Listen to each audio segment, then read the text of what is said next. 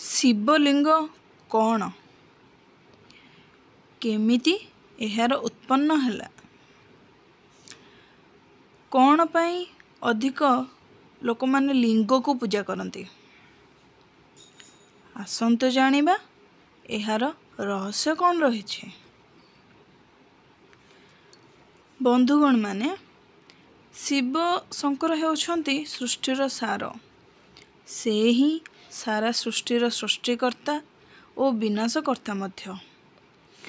ଅନେକ ଲୋକଙ୍କ ମନରେ ଶିବଲିଙ୍ଗକୁ ନେଇ ଅନେକ ପ୍ରକାରର ପ୍ରଶ୍ନ ଉଠେ। କିଛି ଲୋକ ତ ଲିଙ୍ଗ ଶବ୍ଦକୁ ନେଇ ବହୁତ ଖରାପ କଥା ମଧ୍ୟ ଭାବିଥାନ୍ତି, କିନ୍ତୁ ହିନ୍ଦୁ ଲୋକ ମଧ୍ୟ ଏହାକୁ ନେଇକି କିଛି କିଛି ଅନେକ ପ୍ରକାର ଖରାପ କଥା କହିଥାନ୍ତି ଏବଂ ଭାବିଥାନ୍ତି ମଧ୍ୟ। ଏଇଥିପାଇଁ ବି ଆମମାନଙ୍କୁ ଶୁଣିଲେ ବହୁତ ଖରାପ ବି ଲାଗିଥାଏ। ଏହି ଲିଙ୍ଗ ଶବ୍ଦର ଅର୍ଥ ବହୁତ ଅଛି। ଆପଣମାନେ ବି ନିହାତି ଜାଣିଥିବେ ଯେ ଗୋଟିଏ ଶବ୍ଦର ଅର୍ଥ ବହୁତ ରହିବା ସ୍ୱାଭାବିକ କଥା।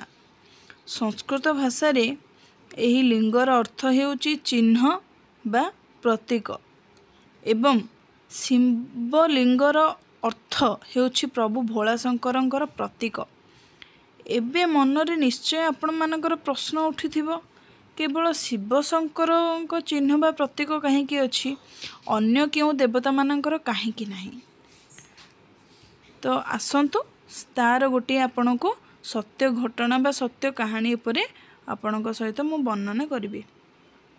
ଥରେ ସମସ୍ତ ଋଷିମାନେ ମହର୍ଷି ସୂତ ଋଷିଙ୍କୁ ପ୍ରଶ୍ନ ପଚାରିଲେ ଯେ ଆମେ ସମସ୍ତେ ଦେବତାମାନଙ୍କୁ ତାଙ୍କର ମୂର୍ତ୍ତିକୁ ପୂଜା କରାଯାଏ, କିନ୍ତୁ କେବଳ ଶିବ ଶଙ୍କରଙ୍କର ହିଁ ଦୁଇଟି ରୂପକୁ ପୂଜା କରାଯାଏ କାହିଁକି? ଏହା ଶୁଣି ମହର୍ଷି ଉତ୍ତର ଦେଲେ ଯେ ହେ ଶିଷ୍ୟଗଣ, ପ୍ରଭୁ ଶିବ ଶଙ୍କର ହେଉଛନ୍ତି ବ୍ରହ୍ମ ସ୍ୱରୂପ। ନା ତାଙ୍କର ଜନ୍ମ ଅଛି, ନା ତାଙ୍କର ମୃତ୍ୟୁ ଅଛି, ନା ତାଙ୍କର ଆଦି ଅଛି, ନା ତାଙ୍କର ଅନ୍ତ ଅଛି, ନା ତାଙ୍କର ଆରମ୍ଭ ଅଛି, ନା ତାଙ୍କର ଶେଷ ଅଛି। ସେଇଥିପାଇଁ ତାଙ୍କୁ ନିରାକାର ମଧ୍ୟ କୁହାଯାଏ। ଶିବଲିଙ୍ଗ ଶିବଙ୍କର ନିରାକାର ରୂପ ଅଟେ। ଅନ୍ୟ ଦେବତାମାନେ ବ୍ରହ୍ମ ନୁହନ୍ତି, ଏଇଥିପାଇଁ ତାଙ୍କୁ ମୂର୍ତ୍ତି ଆକାରରେ ପୂଜା କରାଯାଏ। ପ୍ରଭୁ ଶିବଙ୍କର ଗୋଟିଏ ଆକାର ସ୍ୱରୂପ ଅଛି, ସେଥିପାଇଁ ତାଙ୍କୁ ମୂର୍ତ୍ତି ରୂପରେ ବି ପୂଜା କରାଯାଏ। ଏହା ଶୁଣି ଋଷିମାନେ ସୁପ୍ତ ଋଷିଙ୍କୁ ପୁଣି ପ୍ରଶ୍ନ କଲେ ଯେ ଶିବଲିଙ୍ଗର ଉତ୍ପନ୍ନ କିପରି ହୋଇଥିଲା, ଦୟାକରି ଆମକୁ ଟିକେ ଜଣାନ୍ତୁ। ମହର୍ଷି ଉତ୍ତର ଦେଲେ, ଗୋଟିଏ ଦିନର କଥା। ଭଗବାନ ବିଷ୍ଣୁ ଭାବ ବିହ୍ୱଳ ହୋଇ ଘୋର ନିଦ୍ରାରେ ବୈକୁଣ୍ଠରେ ବାସୁକୀ ନାଗ ଉପରେ ଶୋଇଥିଲେ। ଠିକ୍ ସେହି ସମୟରେ ବ୍ରହ୍ମା ଆସିଲେ, କିନ୍ତୁ ବିଷ୍ଣୁଙ୍କ ଆଖି ବନ୍ଦ ଥିଲା, ସେଥିପାଇଁ ସେ ଜାଣି ବି ପାରିଲେ ନାହିଁ।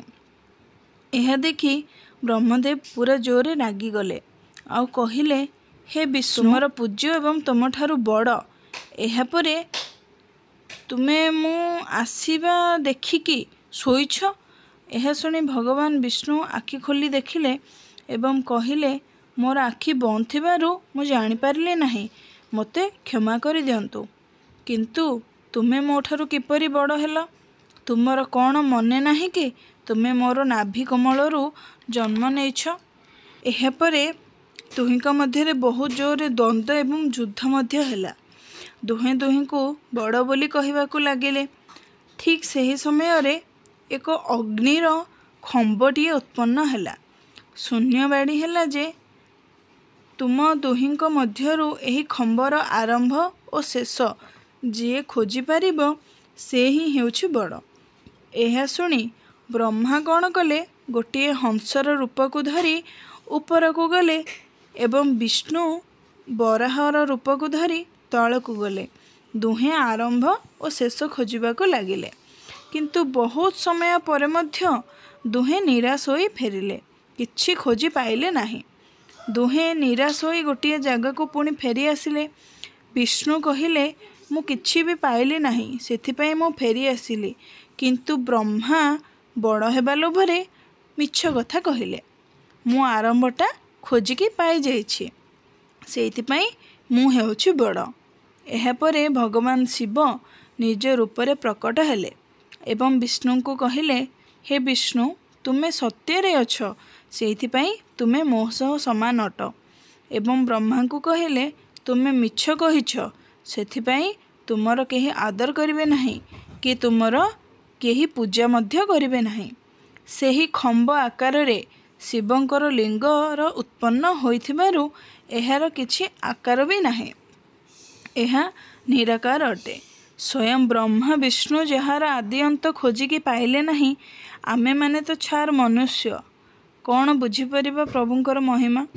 ତ ବନ୍ଧୁଗଣମାନେ, ଏହା ହେଉଛି ଶିବଲିଙ୍ଗର ଉତ୍ପନ୍ନର ରହସ୍ୟ। ଆଶା କରେ ଆପଣମାନଙ୍କୁ ଭିଡ଼ିଓଟି ନିହାତି ଭଲ ଲାଗିଥିବ। ଯଦି ଭଲ ଲାଗିଥାଏ ତାହେଲେ କମେଣ୍ଟରେ ଜଣାନ୍ତୁ ଏବଂ ପ୍ରତ୍ୟେକ ଦିନ ଏମିତି କିଛି ରହସ୍ୟମୟ ଭିଡ଼ିଓ ଦେଖିବା ପାଇଁ ଆମ ଚ୍ୟାନେଲକୁ ସବସ୍କ୍ରାଇବ୍ ମଧ୍ୟ କରନ୍ତୁ, ସାଙ୍ଗମାନଙ୍କ ସହ ସେୟାର କରନ୍ତୁ ଏବଂ ଅତି ପ୍ରିୟର ସହିତ ଗୋଟିଏ ଲାଇକ୍ ବି କରିଦିଅନ୍ତୁ। ରହିଲି, ପୁଣି ଦେଖାହେବ ଏମିତି ଏକ ନୂଆ ରହସ୍ୟମୟ ଭିଡ଼ିଓ ସହିତ। ଜୟ ଜଗନ୍ନାଥ।